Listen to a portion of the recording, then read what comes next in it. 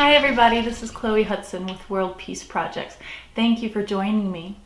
And today I would like to focus again on fear. So we've talked about fear before, and it's something that we all deal with almost every day. I believe every day, at least subconsciously.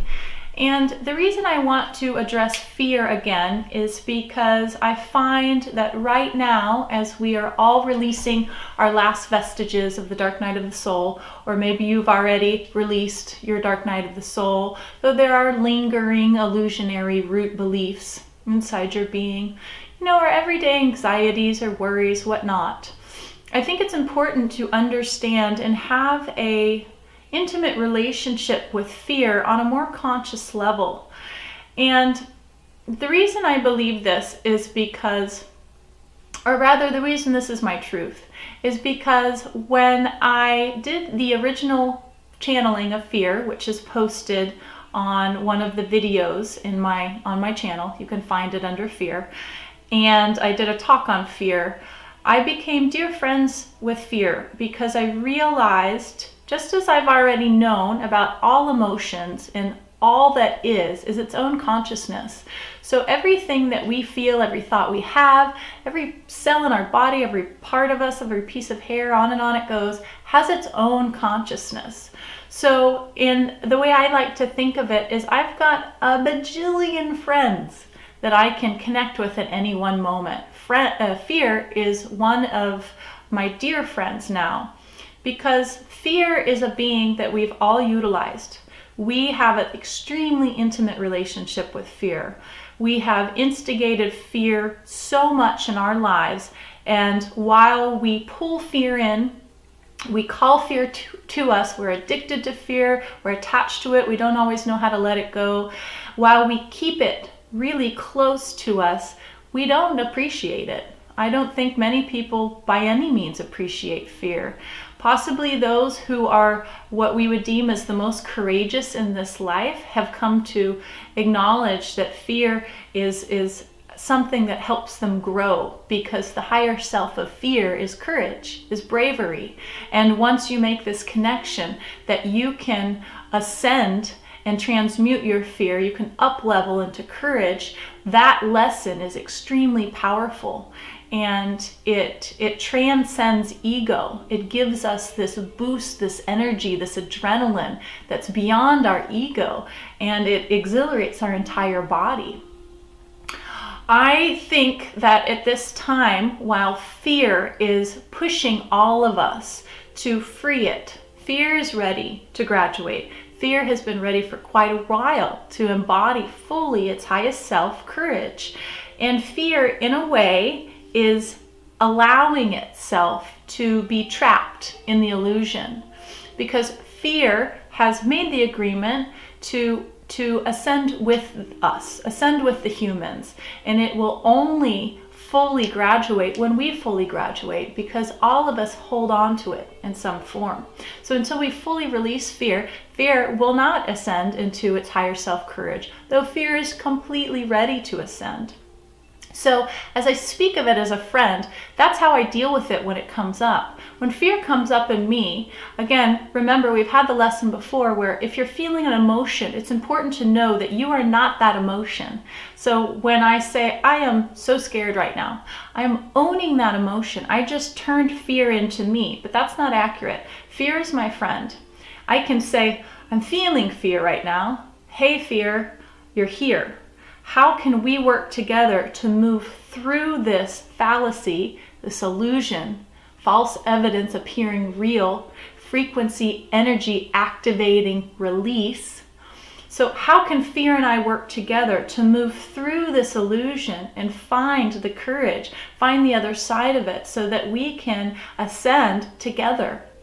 This is extremely important, because fear, because of our fight and flight, because of our ability to grab onto emotions and trauma and store it in our cells, fear often gets locked and contained in our body. And that's very important to release it fully, because while you might do energetic work on fear, if you haven't released it from inside your muscle memory, from inside your cells, from inside the Akash, from the fight or flight that's possibly been activated in your life from that past experience or trauma or post-traumatic stress disorder, you've locked in this fear into your cells, into your lymphatic system, into your tissue. And the only way for you to clear it is to release it out of your body. There's a lot of ways to do this, just like there's a lot of methods to heal.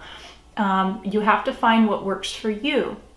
Though it is important, in my opinion, to register that fear is its own being, that you have the ability to have a relationship with, to look at in a different perspective, to observe, to become friends with, and to register that you and I and everybody else has engaged with fear. We've pulled fear in.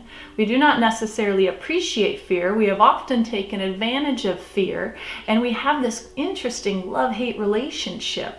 It's like we keep it really close, but we don't want it. And so fear is highly devalued. And I think because people are scared to face fear, to look at fear, it keeps it that much more trapped. So you have to register when fear comes up, just like any other emotion, the only voice it has to talk to you is through its energy, through its emotion. So maybe if you want to try, next time you get scared, if you have the ability, step back and say, wait a minute. I'm so engrossed in this experience right now that I'm owning this fear, but I'm not really registering curiously that I'm feeling fear. I could look at this as actually fear is talking to me, and the only way it has to talk to me is through the feeling of fear. And in that way, maybe you can find the ability to be a little bit more detached, to be a little bit more curious. It could even be lighthearted and playful, because now you're registering that this fear isn't necessarily a scary thing. It's just an unknown language to you. It's a language you've heard all of your life and you've experienced, but maybe you've never delved in to really study it, to understand it, to translate it. So let's start translating our fear, because fear wants to go just as much as you want it to leave, and it will help you release it.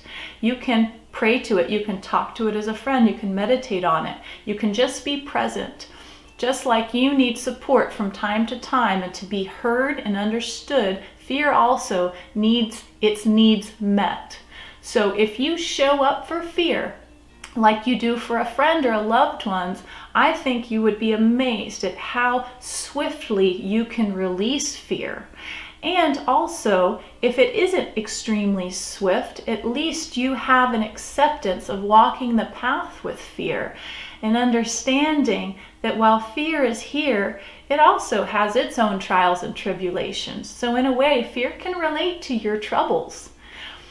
I find that at this time, while fear is working extremely diligently to clear, it's that much more easy to clear it. And if you register your relationship with fear, fear becomes extremely grateful and works with you to uproot all of its components that you've embodied. Different types of fear, different experiences of fear, different versions of fear, i.e. worry, anxiety, stress, all of those things. It will help you uproot, which isn't comfortable, of course, but it has to be done. It will help you bring up all of the frequencies of fear, all of the angles of fear that you utilize to clear it. And it will be gentle with you. When you acknowledge and find gratitude for fear, fear will work with you. And it's an extremely amazing experience, because that's the path to courage. And everybody who's experienced courage and bravery in your life, I would think that you find it quite enjoyable. I know that I do. Fear has so much appreciation to me for the acknowledgement I have given it. And I feel so grateful and tender with fear now. I really love fear for all that it's done for us, because fear is one of the most potent agents of change, in my perspective, to our ascension as a human. Humans evolve at a much faster rate than any other beings in the universe. While there are other beings that are much more ascended, their rate of ascension has slowed significantly. The gift of free will that Earth Mother has given us allows us the ability to try and try again. We try something, we fail, we do it again. And this method of learning creates an extremely rapid ability to ascend. It might not seem like it in our illusion, but it's accurate. We're evolving so quickly. And fear has given us the ability to move into hyperdrive, because when people are in fear, they go into fight or flight, they panic, they want out, they get moving. They don't usually walk real slow and move kind of sluggish through fear. While we tend to build a capacity to get comfortable, quote unquote, in being in fear, many people live in fear their whole life. It might just be a kind of a mellow undertone of everything that they do. If they live with anxiety, you know, or there's somebody who just worries all the time, though it doesn't make it comfortable. And they've often found very interesting, unique ways to shift into a different perspective or cover the fear, you know, like addictions or anything that we do to mask our feelings. Though fear makes us move. It is a change agent. And because of that, I feel, I don't want to say indebted, but I feel extremely grateful to fear. And I would love to help fear release. We can do this together. If all of us are working on fear, we can offer this to the World Server Pyramid and help the world move out of fear. Because while fear inspires some crazy actions in people, on the flip of that, it has the ability to inspire the most beautiful creative works. So I hope that this gives you a new perspective, a new way to look at fear, and please acknowledge fear for how much it's helped you grow. I bet if you took a minute and thought about it, you can see different times in your life where you really catapulted to a different level because you moved through fear, or you had an experience of fear, or you transcended it. Thank you for joining me. Have a wonderful day.